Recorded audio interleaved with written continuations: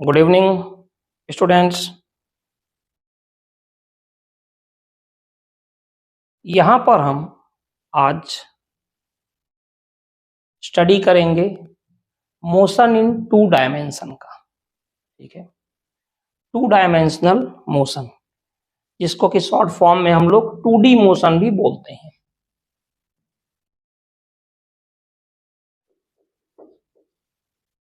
Motion in 2D, 1 dimensional, 2 dimensional तो motion होते हैं, 3 डायमेंशनल भी होता है। ठीक है, बट यहाँ पर हम मोशन इन 2D की बात कर रहे हैं। 2 डायमेंशनल मोशन क्या होता है? जैसा कि हम जानते हैं, अगर किसी बॉल को आपने एक पर्टिकुलर हाइट से ड्रॉप कर दिया तो बॉल नीचे जाएगी। कंडीशन क्या होता है कि वैक्यूम में हमें रखना है, हमको इसे वैक्यूम में रखना है, क्योंकि एयर में बेसिकली ऐसा नहीं होगा। मान लीजिए एक आपने कागज के टुकड़े को उठाया और छोड़ दिया, वो नीचे जाएगा, एग्जैक्ट नीचे स्ट्रेट लाइन में पॉसिबल नहीं है, थोड़ा सा वो जिग जैग तरीके से जाएगा due to viscosity of air, viscous nature जो होता है एयर का, उसकी वजह से। लेकिन अगर किसी वैक्यूम में हम किसी बॉडी को ड्रॉप करें तो उसका जो मोशन होगा वो आइडियल कंडीशन में हम बोल सकते हैं कि 1 डायमेंशनल मोशन होगा, क्योंकि बॉडी कहां मूव करेगी? Towards the centre of earth, ये होगा। लेकिन यहां पर 2D मोशन क्या होता है? 2 डेफिनेशन होती है।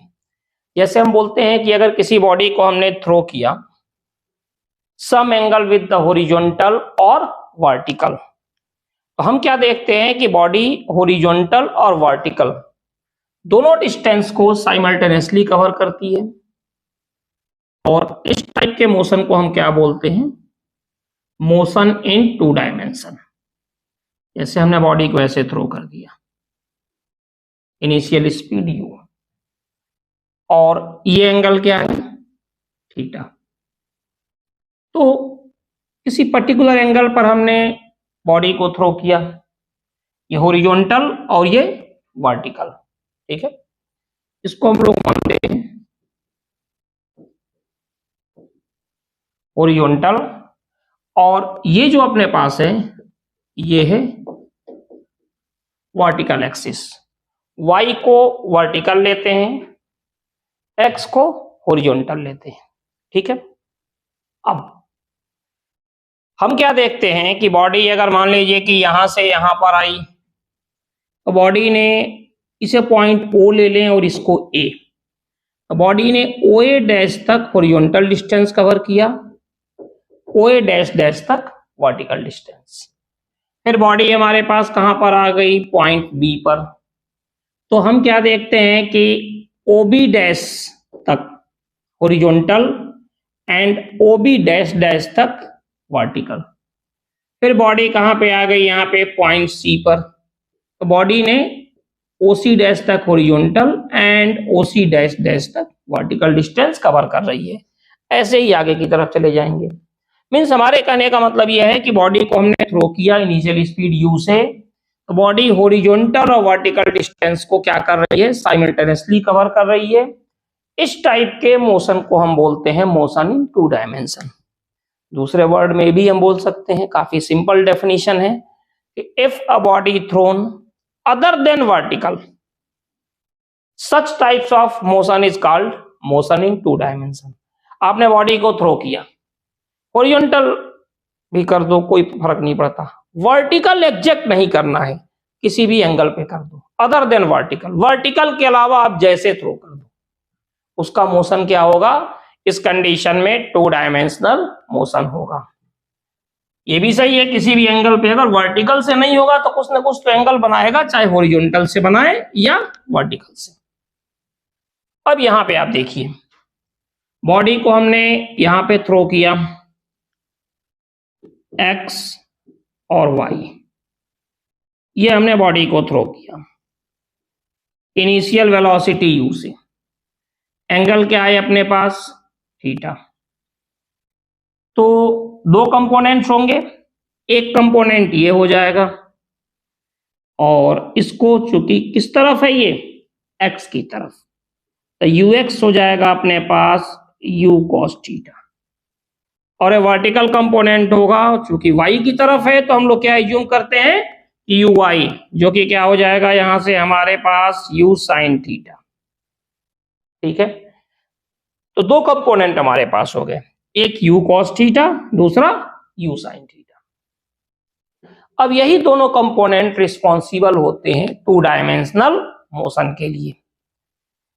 ux या u cos थीटा की डायरेक्शन क्या है, हॉरिजॉन्टल, मींस बॉडी जो हॉरिजॉन्टल डिस्टेंस कवर कर रही है इसके लिए u cos थीटा रिस्पॉन्सिबल है।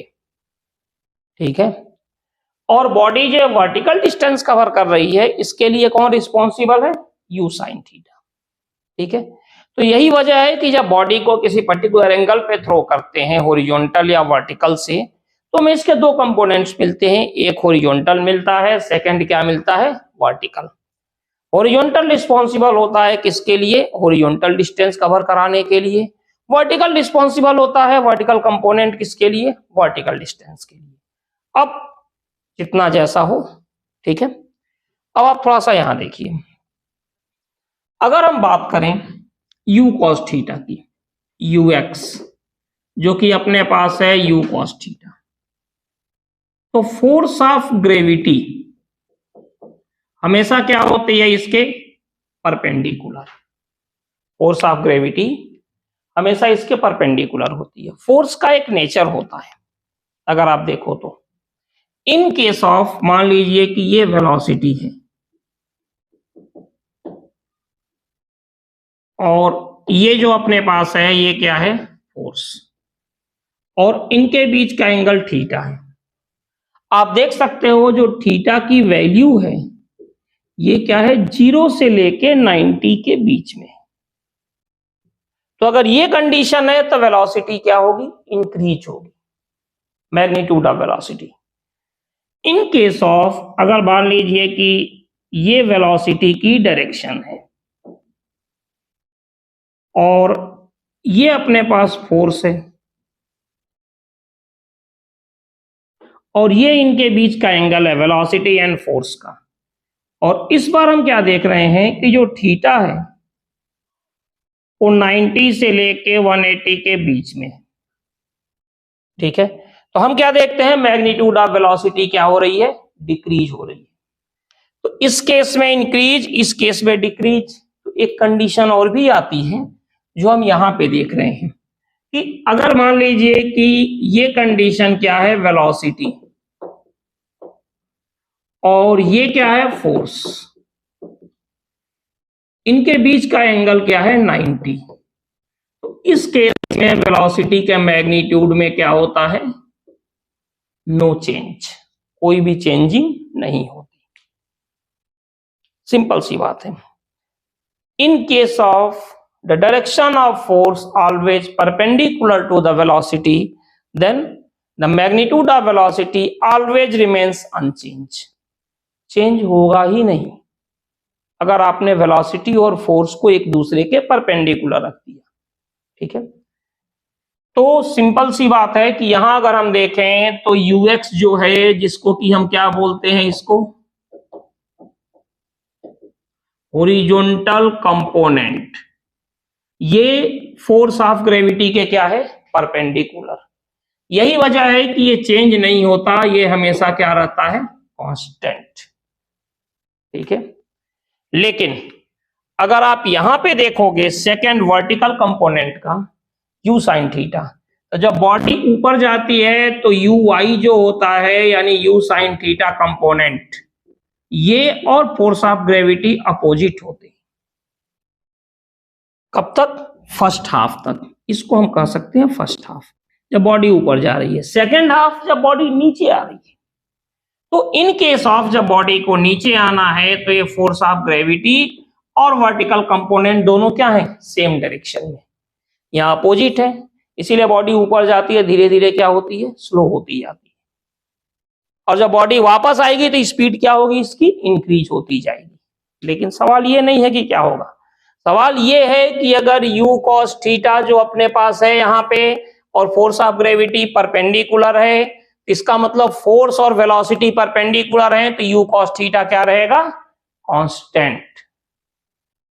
लेकिन u sin थीटा के साथ ऐसा नहीं है, फोर्स ऑफ ग्रेविटी डिसाइड करेगी कि इनकी वैल्यू इंक्रीज होगी कि डिक्रीज होगी। ये इस पर, ये ऊपर जा रहे हैं तो फोर्स ऑफ ग्रेविटी अपोज करेगी, नीचे आ रहे हो तो फोर्स ऑफ ग्रेविटी सपोर्ट करेगी। डेली लाइफ में भी यही होता है, जब आप ऊपर जाते हो तो 10 लोग टांग खींचने वाले हो जाते हैं, यार आगे ना बढ़ने दिया जाए। लेकिन जब आप नीचे गिरते हो, नशे के शिकार हो गए, पहले दिन सिगरेट पिया, अरे यार ये कुछ नहीं, आओ तुम हमारे साथ, दूसरे दिन लोग दारू बजाने ले गए, फिर अफीम ड्रग्स, सब नीचे, सब लोग सपोर्ट करेंगे आपको। सेम कंडीशन यही है, बॉडी नीचे आ रही है तो फोर्स ऑफ ग्रेविटी भी आपको नीचे लेकर आएगी, सपोर्ट करेगी, आओ भाई नीचे आओ, सेम कंडीशन है, लेकिन ऊपर जाने का अपोज करेगी। तो खैर यहां पे हमें आपको ये बताना है कि अगर किसी बॉडी को किसी पर्टिकुलर एंगल पे हम थ्रो करते हैं तो हम क्या देखते हैं कि बॉडी के दो कंपोनेंट्स हैं, एक हॉरिजॉन्टल कंपोनेंट, अगर थीटा एंगल पे हमने थ्रो किया, इसको कि हम लोग क्या बोलते हैं, u cos थीटा। सेकंड अपना है वर्टिकल कंपोनेंट, जो कि क्या होता है, u sin theta. u cos theta जैसा कि आपने देखा क्या है अपने पास, परपेंडिकुलर फोर्स ऑफ ग्रेविटी के, इसीलिए u cos थीटा चेंज नहीं होता, u cos थीटा हमेशा कांस्टेंट होता है। जबकि u sin थीटा क्या होता है, चेंज होता है अकॉर्डिंग टू ग्रेविटी। ये सबसे पहला कॉन्सेप्ट आपको याद रखना है, हॉरिजॉन्टल कंपोनेंट में कोई चेंजिंग नहीं होती, और वर्टिकल कंपोनेंट क्या होता है, चेंज होता है अकॉर्डिंग टू ग्रेविटी। अब इससे एक कॉन्सेप्ट और हमारे दिमाग में आ गई बात, जैसे मान लीजिए कि आपके पास ये x और ये y, आपने बॉडी को ऐसे थ्रो कर दिया u स्पीड से, इस एंगल को हमने क्या लिया, थीटा, ये क्या है ux, जो कि क्या है u cos थीटा, ये uy है जो कि क्या है u sin थीटा। तो थोड़ा सा देखिए यहां पे, ux या u cos थीटा को हमने क्या मान लिया, कांस्टेंट। तो अगर एक कांस्टेंट है तो आपको यहां पे फॉर्मूला यूज करना है, speed equal to distance upon time. Means अगर ux को लेके कोई भी कैलकुलेशन होगी वहां पे आप इसका यूज करोगे, ठीक है। सेकंड कंडीशन आती है uy की, uy वेरी करता है according to force of gravity और एक्सेलरेशन ड्यू टू ग्रेविटी। तो इसमें हमारे पास 3 फॉर्मूले होते हैं, और ये कौन सा है, v equal to u plus minus g t, depend करता है हम ऊपर जा रहे हैं कि नीचे, इसीलिए प्लस माइनस यूज किया, या एच वाई यूज कर ले, ज्यादा आसान, equal to u i t plus minus half g t square, and v y square equal to u y square plus minus 2gh y, ठीक है। फॉर्मूला वही है, v equal to u plus g t, u minus g t, but चूंकि y component में है, सो हमने यहां पे y लिख दिया इसको। तो क्लियर है कि हमारे पास क्या है कि कांस्टेंट के लिए क्या है, speed equal to distance upon time, और वेरिएबल के लिए हम ये यूज करते हैं, ठीक है। ये कंडीशन हमारे पास होती है। इसके बाद देखिए,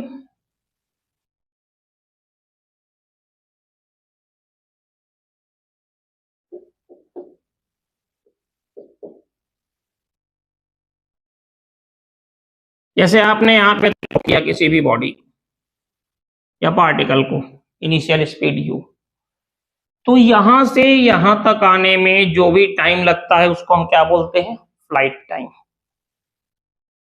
ठीक है। फ्लाइट टाइम की डेफिनेशन क्या होती है, it is the time interval when body remains in air. जितने टाइम तक बॉडी एयर में होती है इसी को हम क्या बोलते हैं, फ्लाइट टाइम, ठीक है। और ये कितना होता है, ये होता है 2u sin थीटा अपॉन जी। सेकंड, इसको हम क्या बोलते हैं, हॉरिजॉन्टल रेंज, हॉरिजॉन्टल रेंज क्या होता है? u² sin 2θ/g। और एक बात आती है एच मैक्स,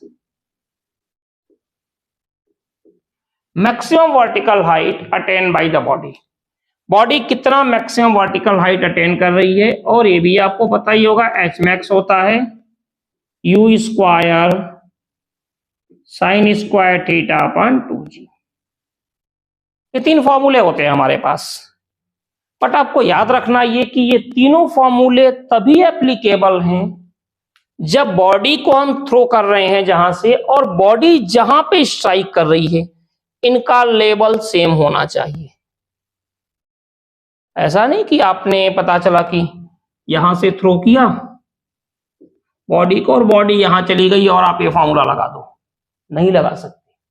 ऐसा भी नहीं है कि आपने बॉडी को यहां से थ्रो किया और बॉडी यहां गई और ये बॉडी की फाइनल पोजीशन है, नहीं यूज कर सकते। ये फॉर्मूला तभी हम यूज कर सकते हैं जब बॉडी का हॉरिजॉन्टल लेवल क्या हो, सेम। उस कंडीशन में इनिशियल और ये फाइनल, जहां से आपने थ्रो किया और जहां पे बॉडी स्ट्राइक कर रही है, ये दोनों पॉइंट सेम होने चाहिए। अगर ऐसा है तो फिर ठीक है, अदरवाइज हम इस फॉर्मूले का यूज नहीं कर सकते। इसकी लिमिटेशन ये है, ठीक है। अब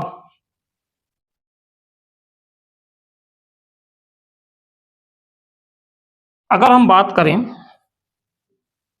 कि कंडीशन इसमें क्या होती है,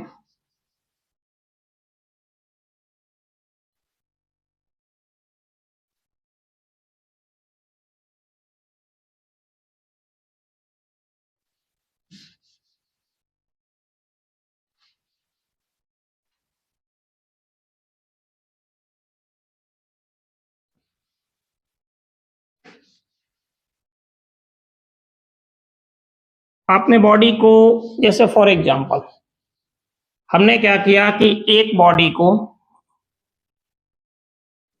एक बार थीटा एंगल पे थ्रो किया, एक बार कैसे थ्रो किया, 90 माइनस थीटा पे। 2 बार थ्रो किया हमने, थीटा एंड 90 माइनस थीटा। तो हम इसको देखते हैं। सबसे पहले हमने थ्रो किया थीटा पर with initial velocity u, then 90 minus theta with initial velocity u, ठीक है। थीटा के लिए देखते हैं। थीटा के लिए हाइट हमने एज्यूम किया h1 और रेंज क्या एज्यूम किया, r1। फॉर्मूला तो आपको पता ही है, h equal to u² sin square θ/2g। तो और रेंज का क्या होता है, u² sin 2θ/g, ये होता है। तो अगर हम यहां पे देखें तो फर्स्ट कंडीशन के लिए h1 कितना होगा, u² sin स्क्वायर θ/2g। क्योंकि बॉडी को हम कैसे थ्रो कर रहे हैं, आप देखिए u speed theta angle. h2 क्या होगा, h2 equal to u² sign second. जब हमने थीटा पे थ्रो किया तो हाइट h1 और रेंज r1 लिया, और इन केस ऑफ जब हमने 90 माइनस थीटा पे किया तो उस केस में हमने मान लिया कि मैक्सिमम हाइट h2 और रेंज क्या है, r2। तो आप यहां पे देखिए साइन स्क्वायर कितना, 90 माइनस θ/2g।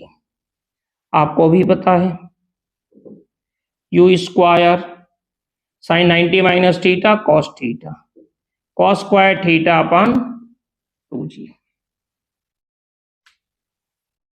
तो देखिए h1 क्या है, u² sine square θ/2g, h2 u² cos square θ/2g। यानी हाइट हमारी क्या हो गई, डिफरेंट। लेकिन रेंज की बात करें तो r1 क्या होगा, u² साइन 2θ/g, क्योंकि थीटा के लिए। r2 क्या होगा, u² साइन 90 माइनस θ/g। यानी यहां से हम बोल सकते हैं r2 equal to u² sine 180 minus 2 theta upon g. Sine 180 minus theta क्या होता है? Sine theta. तो यहां से R2 क्या हो जाएगा? U square sine 2 theta upon g. Means किसी भी बॉडी को आप अगर फर्स्ट थीटा पे थ्रो कर रहे हैं देन 90 माइनस थीटा पे, तो आप देख सकते हो कि रेंज सेम होगी, हाँ मैक्सिमम हाइट डिफरेंट होगी। जैसे एक डायग्रामेटिकली हम समझ रहे हैं इस चीज को। एक बॉडी को आपने थ्रो किया 20 डिग्री पे, फिर 90 माइनस 20 यानी कि आपने इसी को थ्रो किया कितने पर? 70 डिग्री पे। तो आप देखिए ये जो रेंज है ना यहां से यहां तक की, ये तो सेम है, मैक्सिमम हाइट इसकी क्या होगी? डिफरेंट होगी हमेशा। एक चीज और देखिए, जैसे आपने एक बॉडी को थ्रो कर दिया यहां पे 35 डिग्री पे, फिर आपने इसी को थ्रो किया 90 माइनस 35 पे, यानी कितने पर? 55 पे। यहां पर भी रेंज सेम होगी लेकिन मैक्सिमम हाइट यहां पे डिफरेंट होती है। ठीक है, ये कंडीशन आती है। इसके बाद रेंज हमारी मैक्सिमम कब मिलती है? तो जो रेंज होती है वो मैक्सिमम कब होती है? जब थीटा हमारा क्या हो? 45 डिग्री। 45 डिग्री पे जो भी रेंज हमें मिलती है वो मैक्सिमम रेंज मिलती है। ठीक है, अब इसमें एक छोटा सा क्वेश्चन ये भी आता है कि आपने देखा होगा ओलंपिक वगैरह में जो डिस्कस थ्रो करते हैं, तो अगर डिस्कस थ्रो करने वाले सोचें कि यार 45 पे हम थ्रो कर रहे हैं, दो आदमी हैं, उन दोनों की कैपेबिलिटी सेम है, कोई भी दो आदमी हैं, इन दोनों की कैपेबिलिटी सेम है। एक जो है वो किताबी कीड़ा टाइप के हैं, केवल किताब से ही मतलब है, न इधर न उधर। ठीक है, फिजिक्स भी काफी अच्छी नॉलेज है थ्योरेटिकली। उन्होंने पढ़ लिया था कि भाई 45 डिग्री पे रेंज मैक्सिमम होगी, दिमाग में बैठा लिया 45 पे मैक्सिमम होगी, 45 पे मैक्सिमम होगी। जब थ्रो करने को आया तो उन्होंने जस्ट 45 पे थ्रो किया। सेकंड जो पर्सन था उसी की अगर उनकी कैपेबिलिटी देखें सेम थी, उसने थोड़ा सा दिमाग लगाया और उसने 45 से थोड़ा सा स्लाइटली लेस एंगल पे थ्रो किया और वो जीत गया। क्या कोई चीटिंग हुई? नहीं। देखिए रीजन क्या है उसका। भाई एक तरफ तो फिजिक्स कह रही है कि 45 डिग्री पे रेंज मैक्सिमम होगी, और होगी भी क्यों नहीं, क्योंकि फॉर्मूला तो यही है u square sine 2 theta upon g. U constant है, जी कांस्टेंट है, r directly proportional to sine 2 theta. Sine 2 theta की मैक्सिमम वैल्यू क्या होती है? 1। तो साइन 2 थीटा की मैक्सिमम वैल्यू 1 होगी तो साइन 2 थीटा क्या होगा? साइन 90, यानी 2 थीटा हो गया 90, यानी थीटा हो गया 45। ये मैक्सिमम होगा तो ये मैक्सिमम होगा। तो फिजिक्स ने तो हमें यही बताया फॉर्मूले ने कि यार अगर आप 45 पे थ्रो करोगे तो रेंज मैक्सिमम होगी, बट 45 पे उन्होंने सेम स्पीड से थ्रो किया, दूसरे ने 45 से स्लाइटली लेस 1 या 2 डिग्री लेस पे थ्रो किया तो जीत गया, जबकि ये 45 पे हार गए। अब इनके सामने दो ऑप्शन है, या तो ये सोचना शुरू करें यार प्रॉब्लम क्या हुई, कहां से दिक्कत हुई। सबसे पहले यही तो होगा प्रॉब्लम क्या हुई, जिन्हें करेक्शन करना होता है, इंप्रूवमेंट करना होता है। ठीक है, इनको भी इंप्रूवमेंट करना होगा, वो सोचते हैं प्रॉब्लम क्या है, किस तरह से क्या दिक्कत आ गई, मैंने तो ये चीज बेटर किया, फिर कहां गलती हो गई हमसे, कहां मिस्टेक हुई, क्या देखना है। दूसरा सबसे आसान होता है ब्लेम देना, अरे वो फिजिक्स में गलत लिखा है, बात खत्म यही हो गई। जैसे एक ऑप्शन होता है कि आप स्टडी कर रहे हो, मार्क्स, रैंक कुछ भी अच्छा नहीं आया, तो आप सोचोगे यार कुछ प्रॉब्लम है, कहां पे हुई पता नहीं। दूसरा सबसे आसान है, अरे टीचर ने नहीं पढ़ाया, या मम्मी पापा ने कार नहीं दिया, ठंडी का समय था, विंटर, इस वजह से कुछ हमारी क्लासेज मिस हो गई, ये प्रॉब्लम आ गई। तो ये काफी इजी होता है और आसान रास्ता होता है, बट इससे सॉल्यूशन नहीं निकलता, आपको ही पता है। देखिए रीजन क्या है, समझिए थोड़ा सा।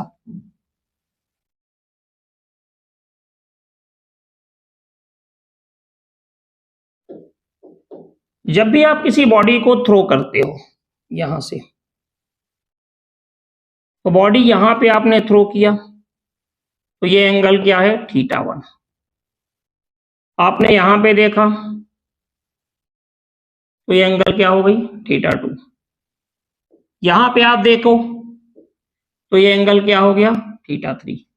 बॉडी ऊपर चलती जा रही है और ये जो एंगल है क्या हो रहा है, कंटिन्यूअसली डिक्रीज होता जा रहा है। बॉडी ऊपर जा रही है और एंगल क्या हो रहा है, कंटिन्यूअसली डिक्रीज हो रहा है। ठीक है, इसमें तो कोई दिक्कत है नहीं। अच्छा, डिक्रीज क्यों हो रहा है?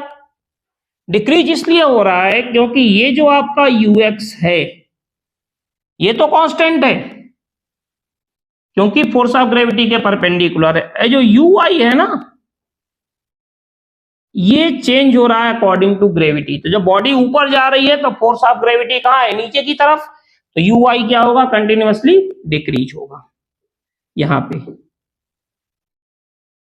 तो आप देख सकते हो यू आई और डिक्रीज हुआ, ये एंगल और कम हो गया, यू आई और डिक्रीज हुआ, ये एंगल और कम हो गया, यानी कंटिन्यूअसली एंगल क्या हो रहा है, डिक्रीज होता जा रहा है। जब हम मैक्सिमम हाइट पे जाते हैं तो ये बिल्कुल हॉरिजॉन्टल हो जाता है, यानी यहां पे केवल यूएक्स की वैल्यू बचती है, यू आई क्या हो जाता है, 0। अगर यू आई के पास थोड़ी सी भी कैपेबिलिटी होती तो ये क्या करती, बॉडी को और ऊपर लेकर जाती, लेकिन यहां आके यू आई एक तरह से दम तोड़ देता है कि भाई हम तो खत्म। यू आई इसको ऊपर लेकर जा रहा है, वर्टिकल कंपोनेंट, और यहां जाके यू आई क्या हो गया, 0। मीन्स यही हमारी क्या हो गई, मैक्सिमम हाइट। जब भी आप किसी बॉडी को ऊपर थ्रो करते हो तो बॉडी की स्पीड कम होती गई, कम होती गई, लेस होती गई, लेस होती गई, हाईएस्ट पॉइंट पे क्या हो गई, 0। अब बॉडी के वापस आने का टाइम। ठीक है, तो हाईएस्ट पॉइंट पे हम जाते हैं तो यहां पे जो θ4 अगर हम देखें तो क्या हो जाता है, 0। तो मैक्सिमम हाइट पर वेलोसिटी का जो एंगल होता है हॉरिजॉन्टल के साथ, वो क्या होता है, हमेशा 0। मैक्सिमम हाइट पर वेलोसिटी और फोर्स का जो एंगल होता है ये हमेशा क्या होता है, 90 डिग्री। अब मेन चीज यहीं पर है, यानी ऊपर से थ्रो किया तो एंगल क्या हो गया, धीरे धीरे कम होता गया। अब यहां पे जो फर्स्ट पर्सन थे, यहां पे इन्होंने थ्रो किया, कुछ ना कुछ आदमी की हाइट तो होती है ना जहां से थ्रो करेंगे, ऐसा थोड़ा है कि जमीन में लेट गए और फेंकना शुरू कर दिया, नहीं ना। 45 डिग्री जो मैक्सिमम रेंज की कंडीशन है वो कब है, कि जब बॉडी को हम कैसे थ्रो करें, ग्राउंड के साथ। तो इन्होंने क्या किया कि यहीं से 45 से थ्रो कर दिया। ठीक है, और हमने मान लिया कि जो हाइट से इन्होंने थ्रो किया तो नीचे से ऊपर जाने में आप देखिए θ1, θ2, θ3, θ4, θ1 सबसे ज्यादा होता है, θ2 उससे कम होगा, θ3 उससे कम होगा, θ4 और कम होगा। ठीक है, ये कंटिन्यूअसली डिक्रीज होता जाएगा, हमेशा ये डिक्रीज होगा। हाईएस्ट पॉइंट पे क्या हो जाता है, 0। तो जब इन्होंने थ्रो किया तो हमने एज्यूम किया कि जिस हाइट से इन्होंने अपने थ्रो किया, ये और ग्राउंड के बीच में 2 डिग्री का वेरिएशन है, फॉर एग्जांपल हमने मान लिया, यानी यहां से यहां तक कितना वेरिएशन है, 2 डिग्री का। मतलब साफ है कि जितना ऊपर जाएंगे तो 2 डिग्री कम होगा। अब आप बताइए कि अगर इन्होंने यहीं से 45 डिग्री एंगल फॉर्म कर लिया तो यहां पे एंगल कितना हो जाएगा, 47 डिग्री। जो पहले पढ़ाकू थे, किताबी कीड़ा जिसको कहते हैं, उन्होंने 45 पे थ्रो कर दिया लेकिन ग्राउंड ने क्या कहा कि भाई तुम्हारे लिए 45 है, तुमसे और हम में 2 डिग्री का डिफरेंस है, तो नीचे आओगे तो एंगल इंक्रीज होगा, तो हमारे साथ तो इनका एंगल 47 है, तो फिर हमसे तो मैक्सिमम रेंज तुम पाने से रहे। सेकंड, जो थोड़ा सा प्रैक्टिकल नॉलेज भी रखते थे, इन्होंने 45 से स्लाइटली लेस पे फेंका और कितने पर फेंका? 43 डिग्री पे। 43 डिग्री पे थ्रो किया। अब फिर वही सेम कंडीशन है, ग्राउंड से यहां तक जाने में 2 डिग्री का डिफरेंस आ रहा है, तो ग्राउंड से अगर यहां तक जाने में 2 डिग्री का डिफरेंस आ रहा है, तो ये जो एंगल होगा वो क्या होगा? 45, यहां आके 43। तो जिन्होंने 45 से स्लाइटली लेस एंगल पे थ्रो किया, उनका एक्चुअल में ग्राउंड से कितना एंगल बनेगा? 45। इसीलिए इनकी रेंज क्या होती है? मैक्सिमम होती है। ठीक है। एक और सिंपल क्वेश्चन आता है कि एक मान लीजिए कि हंटर है, और आपने क्या किया कि ये जो बैरल की डायरेक्शन है, आपने एग्जैक्ट यहां पे टारगेट पर शूट किया, यहां पे। लेकिन जब बुलेट यहां से जाती है बेटा, तो इसको नहीं हिट करेगी, बुलेट थोड़ा सा उसके नीचे हिट करेगी, क्योंकि बुलेट में भी तो मास होगा, तो फोर्स ऑफ ग्रेविटी से वो कहां जाती है? नीचे की तरफ। तभी कहा जाता है कि एक हंटर है, उसने मंकी को शूट किया जस्ट एम बना के, क्या मंकी को बुलेट हिट करेगी? आंसर होगा नहीं, क्योंकि बुलेट नीचे गिर रही है। हाँ, फिर कंडीशन सेम होती है कि जो ही इसने हिट किया, मंकी ने क्या किया? पेड़ को छोड़ दिया, तो फिर मंकी को बुलेट लग जाएगी। क्यों? क्योंकि बुलेट भी जी के अकॉर्डिंग नीचे गिर रही है, मंकी भी जी के अकॉर्डिंग नीचे गिर रहा है, तो फिर बुलेट उसको हिट करेगी, ये श्योर है। तो तभी कहते हैं जो अच्छे हंटर होते हैं ना, वो टारगेट से थोड़ा सा ऊपर करते हैं, कहा जाता है ना शार्प शूटर है। शार्प शूटर मूवी वाला नहीं कि लेजर पता चले यहां दिखाई दे रहा है, उसने शूट किया यहां लग गया, नहीं, बिल्कुल नहीं। वो लेजर डायरेक्टेड होता है, वो केवल आपकी डायरेक्शन बताएगा कि इतना डिस्टेंस है तो हमें इतना ऊपर मारना है। यही प्रैक्टिकल फिजिक्स होती है। और थ्योरेटिकल तो कहता है कि शूट करो, एम करो, खत्म। तो बट ऐसा नहीं है। अब इसमें आपको बताएं कि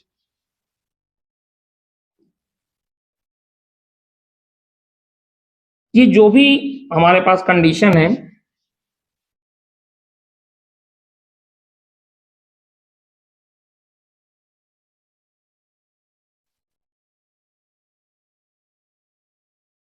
उसमें क्या है समझिए इस चीज को। ये जो अपने पास फॉर्मूला है ग्राउंड मतलब सेम लेवल के लिए, ग्राउंड या सेम लेवल के लिए, तो बॉडी को हमने यहां से थ्रो किया, इनिशियल वेलोसिटी u, और बॉडी ने टोटल डिस्टेंस कितना कवर किया? x, और ये क्या है?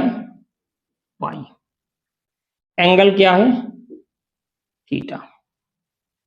एक बॉडी को आपने इनिशियल वेलोसिटी u से प्रोजेक्ट किया थीटा एंगल पे, बॉडी ने जब हॉरिजॉन्टल डिस्टेंस x कवर किया, देखो 3 फॉर्मूले थे, वो कब के लिए थे? पूरा का पूरा। यहां पे ऐसा नहीं है, यहां पे किसी भी पॉइंट पे आप देख सकते हो। बॉडी ने जब x डिस्टेंस कवर किया और वर्टिकल डिस्टेंस क्या है? y, तो हम क्या देखते हैं यहां पे जो फॉर्मूला आता है y इक्वल टू क्या आता है? x tan theta minus half g, इसके 2 कंपोनेंट होंगे, u cos theta and u sin theta, तो होता है u स्क्वायर अपॉन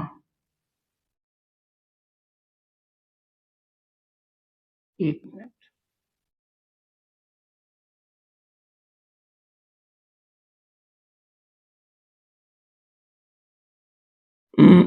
ये होता है x square upon u square cos square theta, ये अपने पास होता है।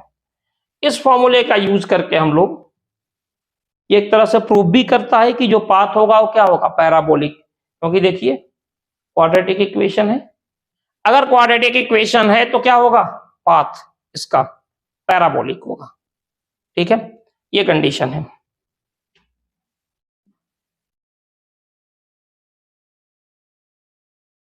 अब इसका हम यूज कैसे करेंगे, यहां पे हम याद है आपसे सिंपली ये क्वेश्चन कहा जाए कि एक बॉडी को हमने थ्रो किया, कैसे, 100 मीटर पर सेकंड की स्पीड से, कितने एंगल पे, फॉर एग्जांपल 45 डिग्री पे, ठीक है। और आपको ये बताना है कि जब बॉडी यहां पे हमने इसको थ्रो किया कैसे, 100 मीटर पर सेकंड से, कितने एंगल पे, 45 मीटर पर सेकंड की स्पीड से, तो आपको ये बताना है जब बॉडी 300 मीटर की डिस्टेंस को कवर कर ले रही है तो बॉडी की हाइट कितनी होगी, ठीक है। ना यहां मैक्सिमम रेंज पूछा गया है, ना फ्लाइट टाइम, ना मैक्सिमम हाइट, यहां तो बीच से पोर्शन को काट दिया गया, कहा गया ये बताओ आप, ठीक है। जी को फॉर एग्जांपल हमें यहां ले लेना है 10 मीटर पर सेकंड स्क्वायर, तो फॉर्मूला अपने पास सेम होगा, जब एक पूछा गया तो y इक्वल टू क्या होगा, x tan theta minus half g x square upon u square cos square theta, ये कंडीशन है। y हमें फाइंड करना है, x कितना है बेटा 300 tan 45 minus half g 10 x 300 square upon u कितना है 100 square cos square 45, cos square 45 1/2 आता है तो इससे कैंसिल हो गया। अब कितना आ गया y equal to 300 10 45 1 10 into 300 into 300 upon 100 into 100, तो ये कितना आ गया 300 माइनस 90 यानी 210 मीटर, कैलकुलेशन देख लेना। इसका मतलब यह है कि जब बॉडी 300 मीटर के डिस्टेंस कवर करेगी तो इसकी हाइट कितनी आ गई 210 मीटर, तो इसका हम यूज करते हैं। अच्छा मान लीजिए फॉर एग्जांपल y की वैल्यू 0 आ गई, y की वैल्यू 0 आने का मीनिंग ये है कि बॉडी अपनी कहां आ गई, रेंज पर, हॉरिजॉन्टल रेंज पे। इन केस ऑफ y की वैल्यू नेगेटिव आ गई, आपका आंसर होगा कि बॉडी जो डिस्टेंस कवर कर रही है उससे पहले ही गिर गई। जैसे आपसे कहा जाए कि एक बॉडी को हमने थ्रो किया कैसे 100 मीटर पर सेकंड से, आप ये बताइए कि जब बॉडी 2000 मीटर की डिस्टेंस कवर करेगी तो इसकी हाइट क्या होगी, तो आपको यहां पे 2000 रखना है, यहां पर भी आपको 2000 रखना है। देखना चेंजिंग क्या आएगी, आपने यहां पे 2000 रखा,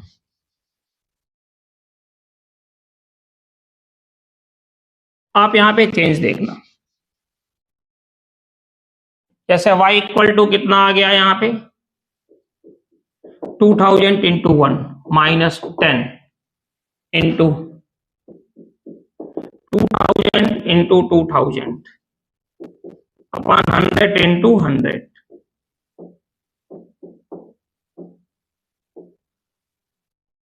तो ये कितना आ गया 2000 माइनस 4000, आंसर क्या आ गया माइनस 2000,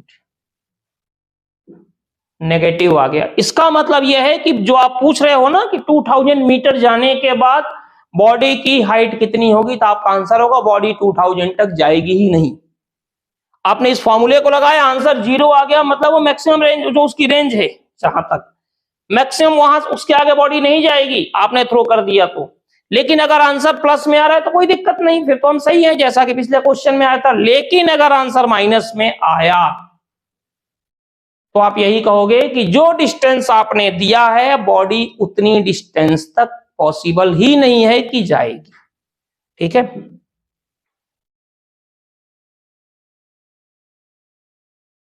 इसके बाद इसी से रिलेटेड एक क्वेश्चन आता है आप में गोल पोस्ट से, कि गोल पोस्ट की कंडीशन पे क्या होगा। थोड़ा सा उसको भी हम लोग यहाँ पे देख लें।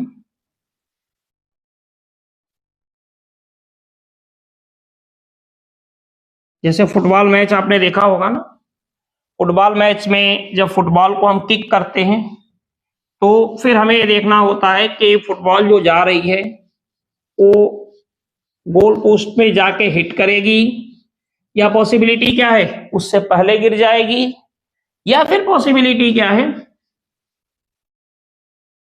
ऊपर से निकल जाएगी। यही तो 3 पॉसिबिलिटी है, इसके अलावा तो कोई पॉसिबिलिटी होती नहीं इसके लिए। तो थोड़ा सा आप देखो यहाँ पे,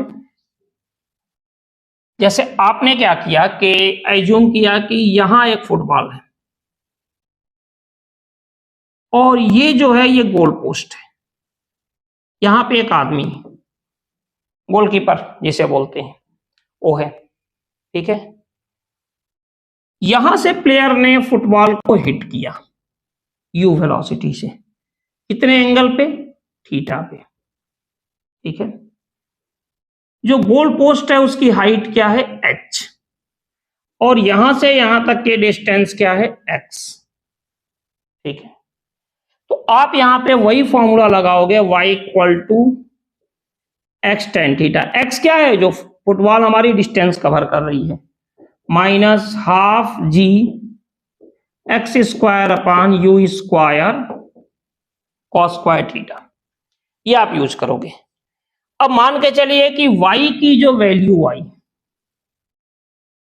ये कहां से आई, 0 से तो ज्यादा है लेकिन h से लेस है, तो उस केस में ये जो फुटबॉल है वो जस्ट यहां पे गोल पोस्ट में एंटर हो जाएगा, ठीक है। अगर इन केस ऑफ y की जो वैल्यू है, y की वैल्यू ये h से ज्यादा है या इक्वल है, तो पॉसिबिलिटी क्या होगी कि ये फुटबॉल या तो इसको हिट करेगा गोल पोस्ट के अपर पोर्शन को, या उसके ऊपर से निकल जाएगा। y की वैल्यू ज्यादा है सॉल्व करने पर, और इन केस ऑफ y की वैल्यू लेस देन 0 आ गई तो आप यही कहोगे कि जो फुटबॉल है गोल पोस्ट से पहले ही गिर जाएगा हमारे पास। ये कंडीशन आएगी हमारे लिए, ठीक है। अब एक कंडीशन और आता है कि जैसे इन्होंने ये कहा कि फॉर एग्जाम्पल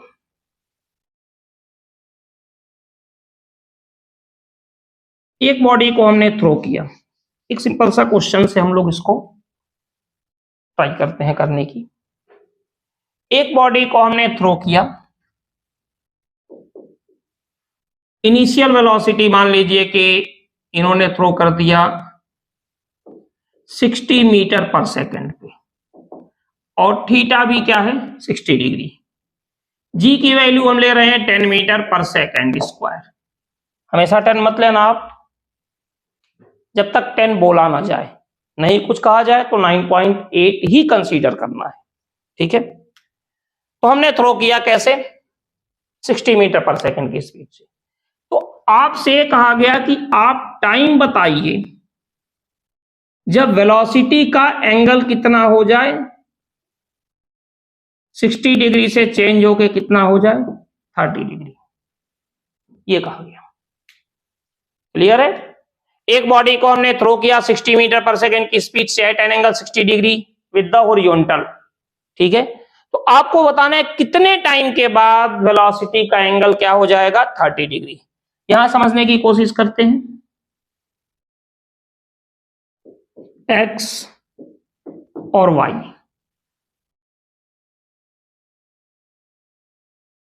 ये हमने थ्रो किया, कैसे थ्रो किया 60 मीटर पर सेकंड से। बॉडी यहां पे आ गई, यहां पे आने के बाद हमने एज्यूम किया कि इसकी वेलोसिटी क्या हो गई v, ये वेलोसिटी क्या है u, कितने एंगल पर है 30 डिग्री पे, ठीक है। ये 30 डिग्री पे है हमारे पास, यहां एंगल कितना हो गया 60 डिग्री। क्लियर है। देखो हमने थ्रो किया 60 मीटर पर सेकंड से at an angle 60 degree, initial velocity हमने क्या ले लिया u, ठीक है। कुछ टाइम के बाद हमने एज्यूम किया टी टाइम के बाद इसकी वेलोसिटी क्या होगी 30 डिग्री हॉरिजॉन्टल के साथ। तो ये क्या होगा ux कितना हो जाएगा अपना, अगर हम यहां से देखें तो 60 cos 60, और अगर uy की बात की जाए तो क्या होगा 60 sin 60 होगा। यहां देखिए ये v है, हॉरिजॉन्टल vx क्या होगा v cos 30, और vy क्या हो जाएगा v sin 30। मेन कॉन्सेप्ट यहीं तक है, इसके बाद आप भी देखिएगा कुछ खास नहीं है। कैसे, हमने स्टार्टिंग में बताया था हॉरिजॉन्टल कंपोनेंट से फोर्स ऑफ ग्रेविटी हमेशा क्या होती है परपेंडिकुलर, मींस ये तो चेंज नहीं होने वाला। ux किसके इक्वल होगा vx के, तो जो ux है ये हो गया vx के इक्वल। ux की वैल्यू पुट करो, ux की वैल्यू है 60 cos 60, और vx क्या होगा v cos 30, 60 cos 60 1/2, v cos 30 √3/2, ये कैंसिल हो गया। और फाइनली अपने पास जो v की वैल्यू आ गई, ये कितनी आ गई 60/√3, ये आ गई अपने पास v की वैल्यू, यानी यहां आके इसकी स्पीड हो जाएगी 60/√3।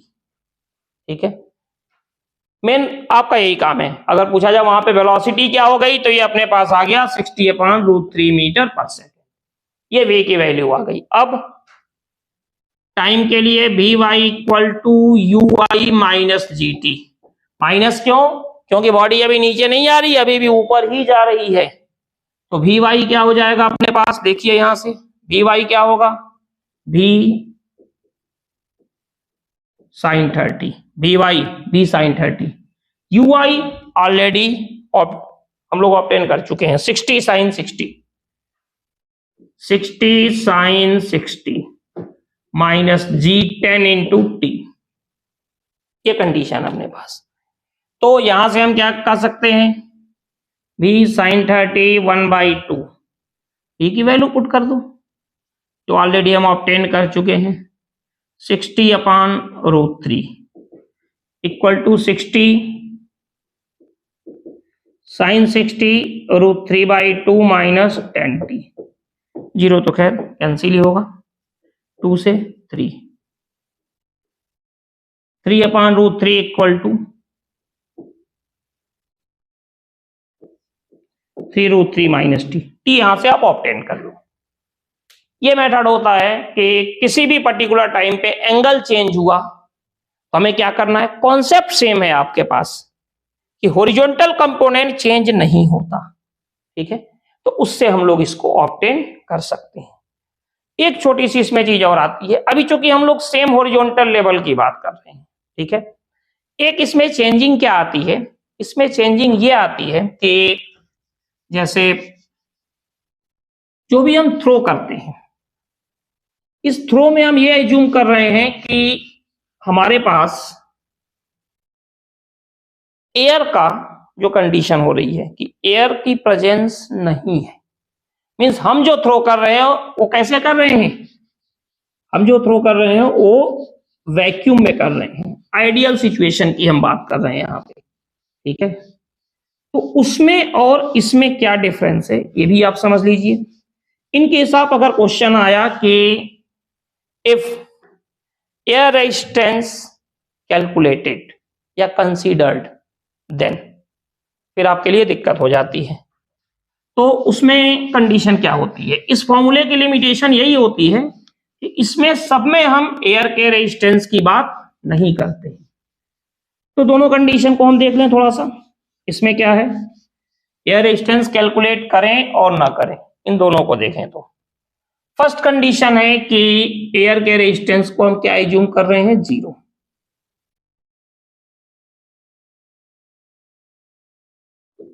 ये x, ये y, ये हमने थ्रो किया। ठीक है,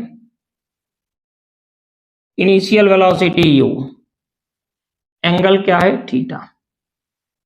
तो हम क्या देखते हैं यहां पे, ये एच मैक्स है। टोटल जो रेंज होता है ना यहां से यहां तक, ये क्या होता है आर। तो मैक्सिमम हाइट इसको दो पार्ट में डिवाइड करता है, r/2 एंड r/2। ये एंगल अगर थीटा है तो ये भी क्या होगा थीटा। ये कंडीशन होती है, ठीक है। एयर के रेजिस्टेंस को हम यहां पे कैलकुलेट नहीं कर रहे हैं, कंसीडर नहीं कर रहे हैं उस केस में। लेकिन अगर आपने एयर के रेजिस्टेंस को कंसीडर किया, अच्छा यहां से यहां तक टोटल टाइम क्या है टी, तो यहां से यहां तक का टाइम t/2 होता है और यहां से यहां तक का टाइम t/2 होता है। अगर इसको हम t1 ले लें और इसको t2 कंसीडर कर लें तो t1 = t2, ठीक है। ये इसकी फ्लाइट टाइम होता है, यानी कि मैक्सिमम हाइट इसको रेंज में और टाइम में दोनों में इक्वल डिवाइड करता है। ये कब है, जब एयर के रेजिस्टेंस को कंसीडर नहीं करते हैं, आइडियल सिचुएशन है। अब तक हम यही करते आए हैं, ठीक है। अब आप देखिए यहां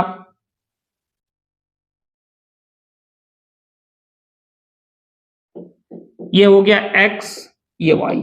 अब एयर के रेजिस्टेंस को हम कंसीडर कर रहे हैं तो कुछ इस टाइप से सिचुएशन बनती है, क्योंकि हम ये मानते हैं कि अगर बॉडी को थ्रो किया तो जितना टाइम ऊपर जाने में उतना ही टाइम डाउनवर्ड नीचे आने में सेम लगता है। लेकिन ऐसा नहीं होता है। अगर एयर रेजिस्टेंस को कंसीडर करें तो हम कभी और डिस्कस करेंगे। आप ये समझ लीजिए कि ऊपर जाने का जो टाइम होता है और नीचे आने का टाइम, नीचे आने का टाइम हमेशा ऊपर जाने के टाइम से क्या होता है ज्यादा होता है। और सिंपल है, बचपन में आपने वो ग्लाइडर उड़ाया है ना, आप देखिएगा आप फेंकते हो तो बहुत जल्दी ऊपर पहुंच जाता है, लेकिन नीचे आने में टाइम लगता है, क्योंकि एयर उसको आसानी से नीचे नहीं आने देती विस्कोसिटी की वजह से, ठीक है। तो वापस आने का टाइम हमेशा ऊपर जाने के टाइम से क्या होता है ज्यादा होता है। ये हो गया एच मैक्स, ये हो गया R1 और ये हो गया R2। जो टोटल रेंज होगा वो कितना होगा R1 + R2। लेकिन कंडीशन क्या होगी R2 > R1, ठीक है। आपने थ्रो किया u वेलोसिटी से, अच्छा यहां पे आपने u से थ्रो किया, बॉडी वापस u से ही आती है, ठीक है। लेकिन यहां आपने u से थ्रो किया, बॉडी वापस आ गई v से, तो v जो होता है u से लेस होता है। अब आप कहोगे लेस क्यों होता है, क्योंकि एयर के रेजिस्टेंस की वजह से कुछ ना कुछ इसकी एनर्जी लॉस होती है, इसीलिए जो फाइनल वेलोसिटी होगी, मैग्नीट्यूड ऑफ वेलोसिटी, वो हमेशा इनिशियल से लेस होगी। और देखिए यहां से यहां तक का टाइम t1 है और ये जो टाइम है क्या है t2, ठीक है। तो इस केस में क्या होता है t2 > t1, टाइम भी ज्यादा होता है, ठीक है। और जो फ्लाइट टाइम होता है ये क्या होता है t1 + t2। तो डिफरेंस क्लियर है।